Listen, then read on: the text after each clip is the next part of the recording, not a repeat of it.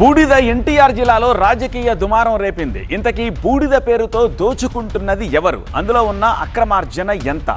దానికి సంబంధించిన బ్రేకింగ్ ఇది. ఎన్టీఆర్ జిల్లా భవానీపురం పోలీస్ స్టేషన్కు మాజీ మంత్రి జోగి రమేష్ను తరలించారు. బూడిద అక్రమ రవాణా అరికట్టాలి అంటూ స్టాక్ యార్డుకు బయలుదేరారు. జోగి రమేష్ అడ్డుకున్నారు పోలీసులు. భవానీపురం పిఎస్కు తరలించారు. విషయం తెలుసుకున్న వైసీపీ కార్యకర్తలు పెద్ద ఎత్తున అక్కడికి చేరుకుంటున్నారు.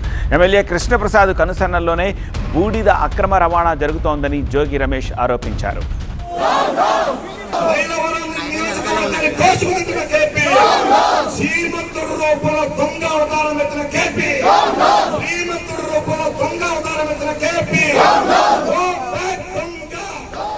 ఎమ్మెల్యే అతని బావ మరిది ఇద్దరు కలిసి బూడిద స్కామ్ చేస్తున్నారన్నారు జోగి రమేష్. రోజుకు 25 లక్షల అక్రమార్జన జరుగుతోందని ఆరోపించారు. బూడిద కాలుష్యంతో ప్రజలు వ్యాధుల బారిన పడుతున్నారని జోగి రమేష్ అంటున్నారు. వీటీపీఎస్ బూడిద కుంభకోణంలో దోషులపై చర్యలు తీసుకోవాలంటున్నారు జోగి.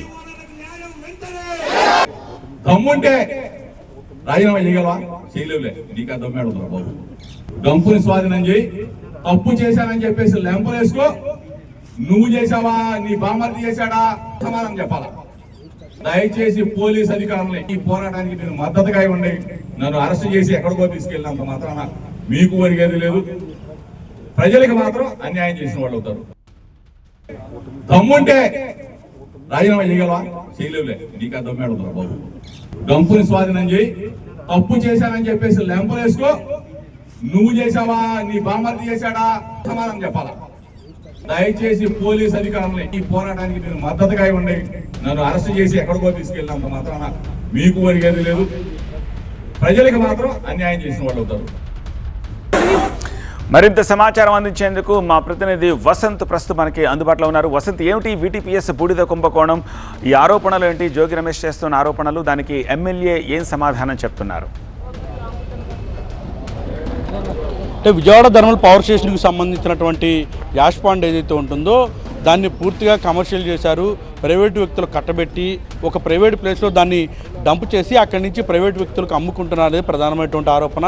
ఇక్కడ అనాదిగా ఆ బూడిదని నమ్ముకొని ట్రాన్స్పోర్టర్లుగా, వర్కర్లుగా ఉన్నటువంటి వారి పొట్టగొట్టే ప్రయత్నం ప్రభుత్వం చేస్తూ ఉంది. ముఖ్యంగా స్థానిక ఎమ్మెల్యేగా ఉన్నటువంటి కృష్ణప్రసాద్ ఈ వ్యవహారాన్ని తెర వెనుక ఉండి నడిపిస్తున్నారు అనేది ప్రధానమైనటువంటి ఆరోపణ. అందులో భాగంగా ఈరోజు ఎక్కడైతే మూలపాడు కావచ్చు, కొండపల్లి రిజర్వ్ ఫారెస్ట్ ఏరియాలో ఉన్నటువంటి యాష్ పాండ్ ఉందో ఈ రెండింటికి సంబంధించినటువంటి ప్రాంతాన్ని ముట్టడించేందుకు ట్రాన్స్పోర్ట్ వర్కర్లతో పాటు స్థానికులతో కలిసి బయలుదేరి వెళ్ళారు మాజీ మంత్రి జోగి రమేష్. ఈ క్రమంలోనే అక్కడ వాగ్వాదం చోటు చేసుకోవడంతో మాజీ మంత్రి జోగి రమేష్ను ప్రస్తుతం అరెస్ట్ చేసి విజయవాడ భవానీపురం పోలీస్ స్టేషన్కు తరలించారు. ఎక్కడైతే ఉచితంగా ఇవ్వాల్సినటువంటి బూడిద ఉంటుందో ఆ బూడిదను అమ్ముకోవాల్సినటువంటి అవసరం ఏమొచ్చింది? ఒక్కొక్క లోడుకి సంబంధించి 2500 రూపాయలు వసూలు చేస్తున్నారు. ఈ లెక్కన ఒక్కో రోజుకి 25 లక్షల నుంచి దాదాపుగా నెల వ్యవధిలోనే కోట్లాది రూపాయలు కొల్లగొట్టే ప్రయత్నం చేస్తున్నారు. స్థానికులకు ఉపాధిగా మారింది. దానిని స్థానికులకు దక్కకుండా పొట్టగొట్టే ప్రయత్నం ఎందుకు చేస్తారంటే కూడా ఇటు మాజీ మంత్రి జోగి రమేష్ ఇటు వసంత కృష్ణప్రసాద్ పైన ఆరోపణలు గుప్పించారు. కానీ ఈ ఆరోపణల మొత్తాన్ని కూడా కృష్ణప్రసాద్ కొట్టేస్తున్నారు.